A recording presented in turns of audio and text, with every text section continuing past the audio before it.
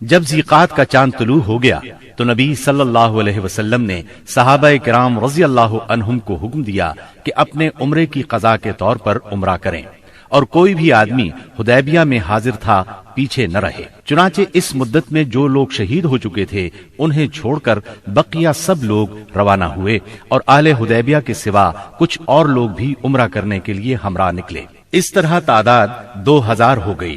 رسول اللہ صلی اللہ علیہ وسلم نے اس موقع پر ابو رحم غفاری رضی اللہ عنہ کو مدینے میں اپنا جانشین مقرر کیا، 60 اونٹ ساتھ لیے اور ناجیہ بن جندب اسلمی کو ان کی دیکھ بھال کا کام سونپا۔ رسول اللہ صلی اللہ علیہ وسلم مکے میں داخلے کے وقت اپنی قصوہ نامی اونٹنی پر سوار تھے۔ مسلمانوں نے تلواریں حمائل کر رکھی تھیں اور رسول اللہ صلی اللہ علیہ وسلم کو گھیرے میں لیے ہوئے لبیک پکار رہے تھے۔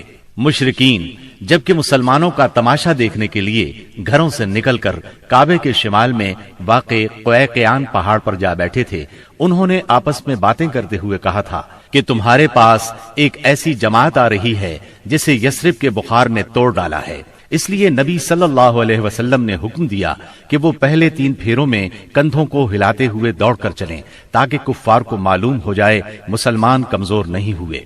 اس طرح چلنے کو رمل کہتے ہیں۔ یہ سنت آج تک قائم ہے اور قیامت تک قائم رہے گی۔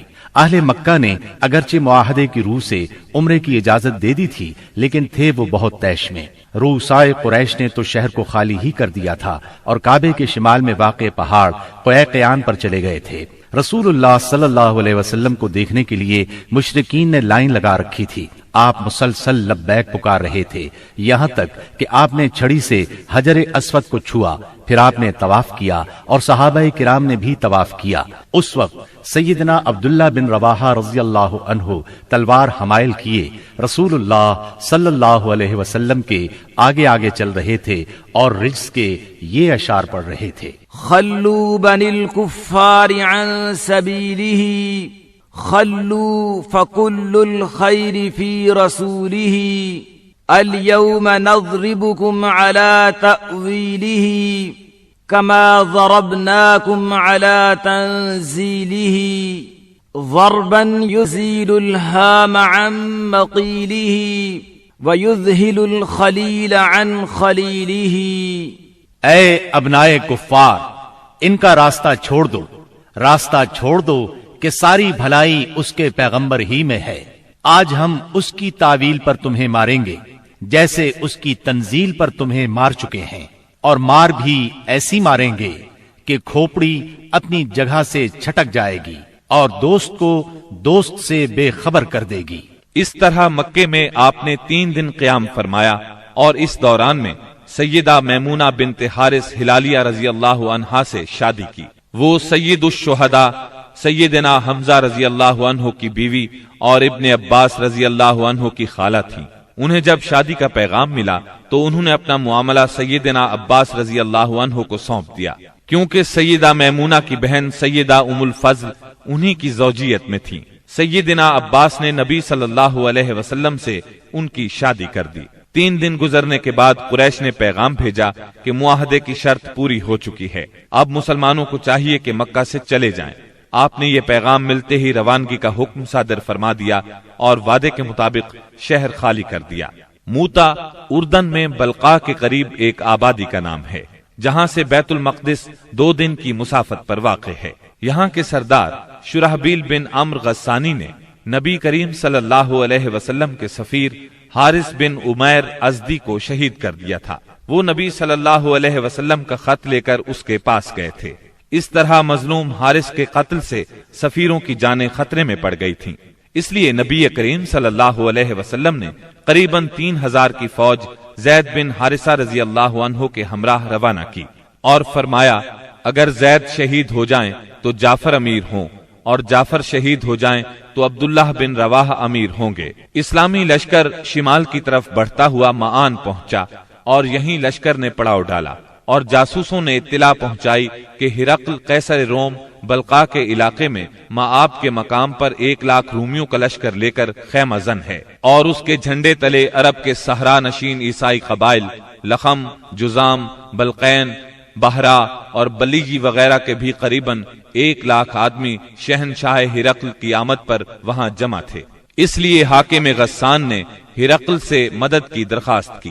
ہرقل نے اس کی مدد کے لیے فوج بھیج دی۔ اس طرح مسلمانوں کے مقابلے میں اتنی بڑی فوج آ گئی۔ مسلمان صرف 3,000 تھے اور دشمن 1,00,000 سے زیادہ۔ مورخین نے ان کی تعداد 1,50,000 تک لکھی ہے۔ اتنی بڑی تعداد دیکھ کر مسلمان سوچ میں پڑ گئے۔ اس کے بارے میں انہوں نے آپس میں مشورہ کیا تو کچھ لوگوں کا خیال تھا کہ ہم رسول اللہ صلی اللہ علیہ وسلم کو تحریری طور پر دشمن کی تعداد کی اطلاع دیں۔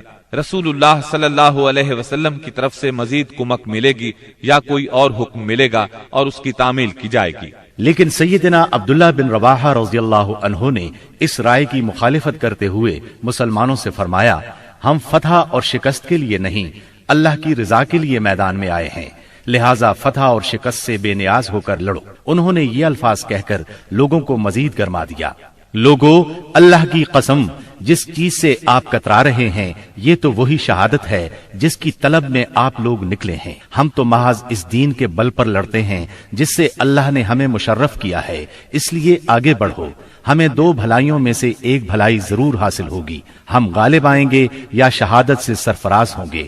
آخرکار سیدنا عبداللہ بن رواحہ رضی اللہ عنہ کی پیش کی ہوئی بات پر عمل کیا گیا اور اس طرح جنگ شروع ہو گئی۔ رسول اللہ صلی اللہ علیہ وسلم کے پروردہ سیدنا زید بن حارثہ رضی اللہ عنہ فوج کے سپہ سالار تھے۔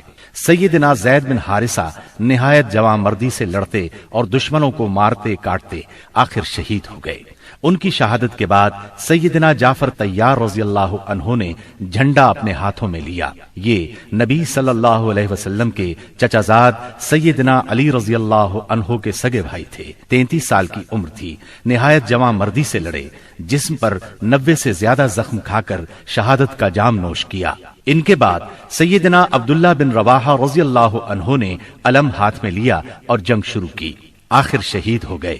پھر خالد بن ولید رضی اللہ عنہ نے فوج کی کمان سنبھالی اور 1.5 دن کی شدید ترین جنگ کے بعد اپنے سے 40 گنا فوج کو بھاگنے پر مجبور کر دیا۔ اس جنگ میں 9 تلواریں سیدنا خالد کے ہاتھ سے ٹوٹیں۔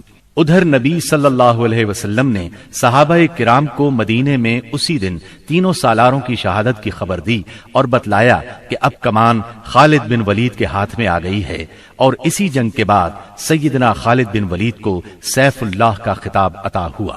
صلح حدیبیہ کو منعقد ہوئے 2.25 سال گزر چکے تھے اور ہجرت کا 8واں سال ختم ہونے کو تھا کہ کفار مکہ نے عہد شکنی کی۔ ہوا یہ کہ قبیلہ بنو بکر نے، جو کفار کا معاون اور حلیف تھا، قبیلہ بنو خزاعہ پر حملہ کر دیا۔ یہ قبیلہ مسلمانوں کا حلیف تھا۔ اس کے نتیجے میں بنو خزاعہ کو شدید جانی و مالی نقصان پہنچا۔ ان بیچاروں نے امان بھی مانگی، بھاگ کر خانہ کعبہ میں پناہ بھی لی، مگر انہیں ہر جگہ بے دریغ قتل کیا گیا۔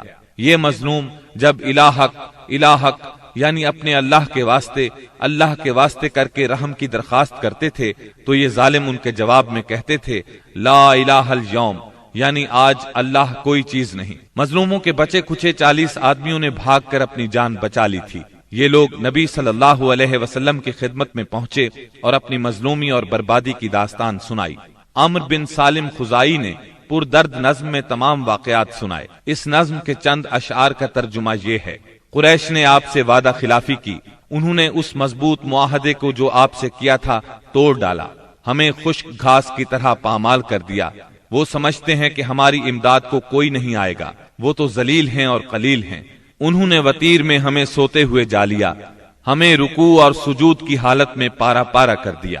اس طرح معاہدے کی خلاف ورزی کر کے قریش نے صلح نامہ حدیبیہ کو توڑ دیا، مگر بعد میں جب انہیں اپنی عجلت اور عاقبت نااندیشی کا خیال آیا تو رسول اللہ صلی اللہ علیہ وسلم کی خدمت میں ابو سفیان کو معاہدے کی تجدید کے لیے بھیجا، لیکن یہ ایک سیاسی چال تھی۔ رسول اللہ صلی اللہ علیہ وسلم نے انہیں کوئی جواب نہ دیا۔ ان حالات میں اس کے سوا کوئی چارہ نہ تھا کہ کفار کی سازشوں کے اس مرکز کو ہمیشہ کے لیے بند کر دیا جائے، تاکہ کفار کو مسلمانوں کی طاقت کا صحیح اندازہ ہو جائے اور وہ سازش کرنے کی جرأت نہ کر سکیں، نہ فساد اور لڑائی پر آمادہ ہوں۔ چنانچہ رسول اللہ صلی اللہ علیہ وسلم 10,000 صحابہ کرام کے ساتھ ہجرت کے 8ویں سال رمضان المبارک میں مکے کی طرف روانہ ہوئے۔ جب مکہ چند میل کے فاصلے پر رہ گیا تو آپ نے صحابہ کے ساتھ پڑاؤ کیا اور حکم دیا کہ سب لوگ الگ الگ آگ روشن کریں تاکہ کفار مکہ کو مسلمانوں کی کثرت تعداد کا اندازہ ہو سکے اور ناحق خون ریزی نہ ہو۔ یہ نہایت مناسب اور کارگر ترکیب تھی جو اللہ تعالیٰ نے اپنے نبی صلی اللہ علیہ وسلم کو سجھائی تھی۔ اس منظر کا مکے کے کافروں پر بڑا اثر ہوا اور اس قدر روب بیٹھا کہ انہوں نے اس موقع پر جنگ کے بارے میں سوچا تک نہیں۔ راستے ہی میں اس وقت اسلام کے سب سے بڑے دشمن ابو سفیان نبی کریم صلی اللہ علیہ وسلم کی خدمت میں حاضر ہوئے اور اسلام قبول کیا۔ انہوں نے نبی کریم صلی اللہ علیہ وسلم کے ارشاد کے مطابق مکے پہنچ کر یہ اعلان کیا، جو کوئی ہتھیار پھینک دے گا اسے قتل نہیں کیا جائے گا، جو کوئی خانہ کعبہ کے اندر جائے گا اسے قتل نہیں کیا جائے گا، جو کوئی اپنے گھر کے اندر بیٹھ رہے گا اسے قتل نہیں کیا جائے گا، جو کوئی ابو سفیان کے گھر پناہ لے لے گا اسے قتل نہیں کیا جائے گا، جو کوئی حکیم بن حزام کے گھر پناہ لے گا اسے قتل نہیں کیا جائے گا، بھاگ جانے والے کا تعاقب نہیں کیا جائے گا، زخمی کو قتل نہیں کیا جائے گا، اسیر کو قتل نہیں کیا جائے گا۔ منگل 17 رمضان المبارک کی صبح رسول اللہ صلی اللہ علیہ وسلم مکے کی طرف روانہ ہوئے۔ آپ نے سیدنا عباس رضی اللہ عنہ کو حکم دیا کہ ابو سفیان کو وادی کے تنگ نائے پر پہاڑی ناکے کے پاس روکے رکھیں تاکہ وہاں سے گزرنے والی اللہ کی فوجوں کو دیکھ سکیں۔ سیدنا عباس نے ایسا ہی کیا۔ قبائل اپنے اپنے پرچم لیے وہاں سے گزرنے لگے۔ جب کوئی قبیلہ گزرتا تو ابو سفیان پوچھتے، عباس یہ لوگ کون ہیں؟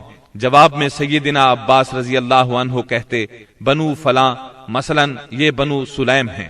یہاں تک کہ انصار کا دستہ گزرا جس کا پرچم سیدنا سعد بن عبادہ رضی اللہ عنہ کے ہاتھ میں تھا۔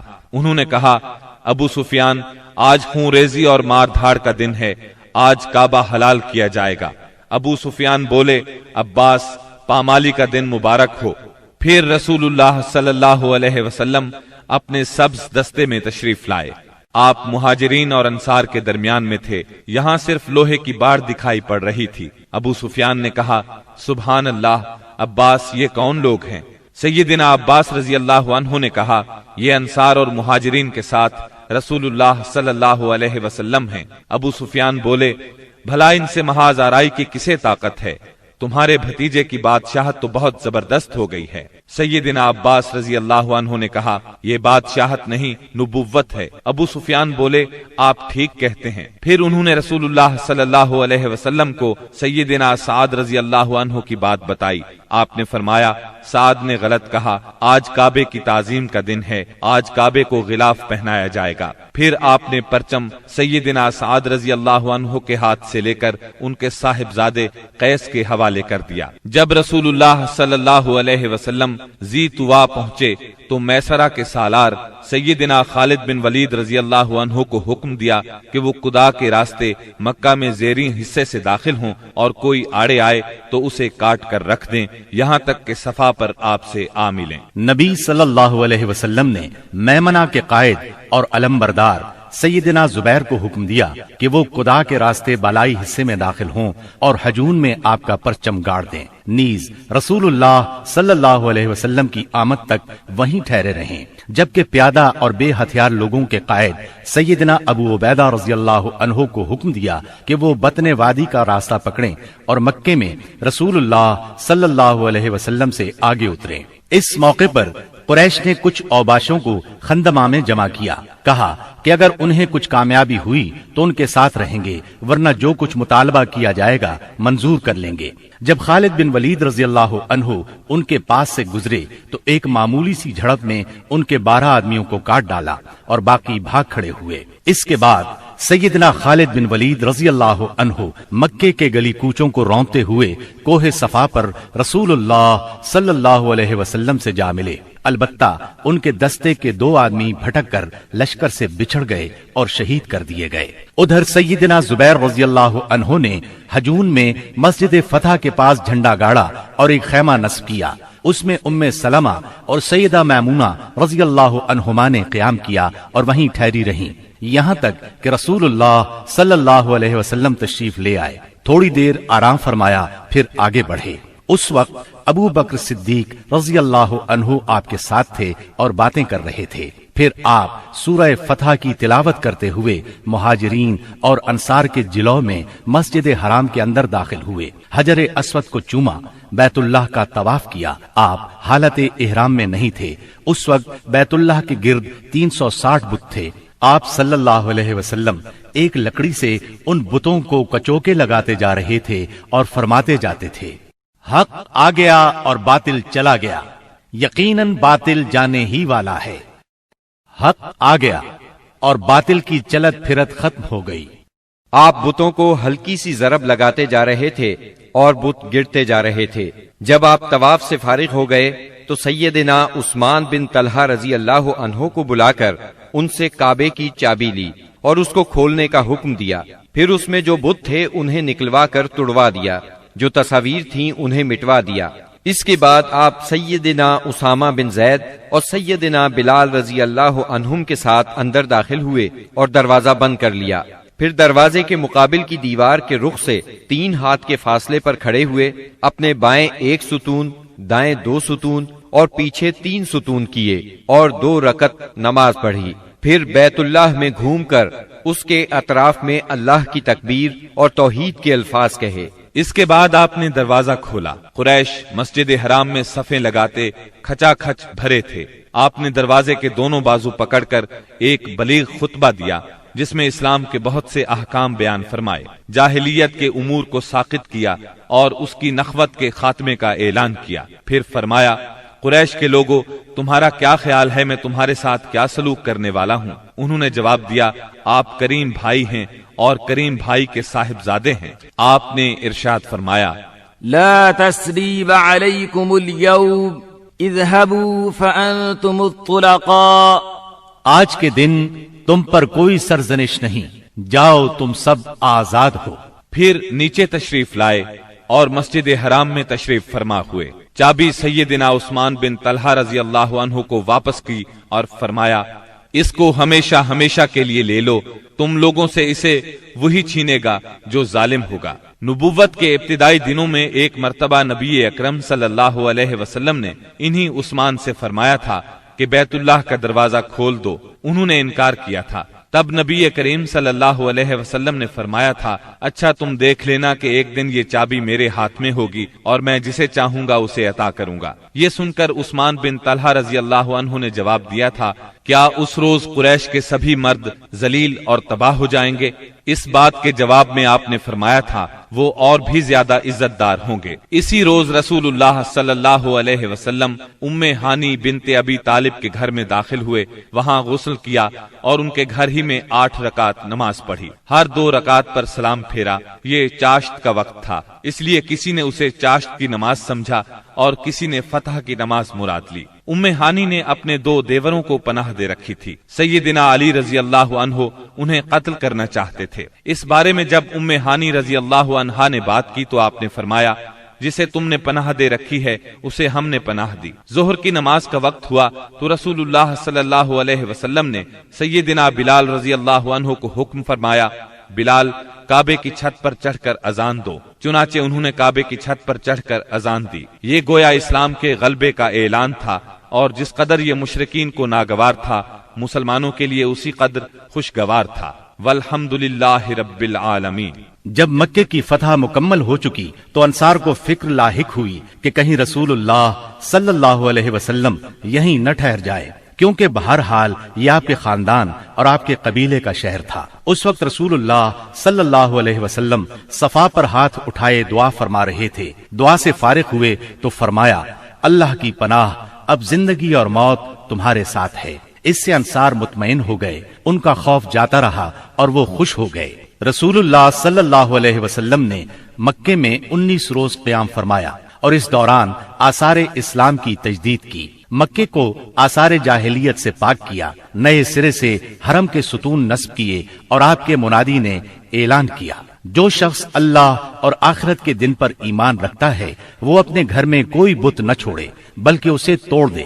25 रमजान उल मुबारक को रसूलुल्लाह सल्लल्लाहु अलैहि वसल्लम ने 30 सवारों के साथ सैयदना खालिद बिन वलीद रजी अल्लाह अन्हु को उज्जा और उसका बुतखाना ढाने के लिए नखला रवाना किया। सैयदना खालिद बिन वलीद ने जाकर उसको ढा दिया। ये मुशरिकीन का सबसे बड़ा बुत था। फिर आपने रमजान ही में सैयदना अम्र बिन आस रजी अल्लाह अन्हु को सुवा नामी बुत ढाने के लिए रवाना किया। ये हुजैल का सबसे बड़ा बुत था। इसका स्थान मक्के से शिमाल मशरिक में 150 किलोमीटर के फासले पर रहात नामी मकाम पर था। सैयदना अम्र ने जाकर उसको ढाया। उसका मुजाविर बुत की बेबसी देखकर मुसलमान हो गया। फिर आप सल्लल्लाहु अलैहि वसल्लम ने साद बिन जैद अशहली को इसी माह रमजान में 20 सवार देकर मनात की तरफ रवाना फरमाया। ये कुदैत के पास मुशल्लल में था। ये कल्ब, खुजा, गस्सान और औस खजरज का बुत था। सैयदना साद ने जाकर उसे तोड़ दिया और बुतखाना ढा दिया।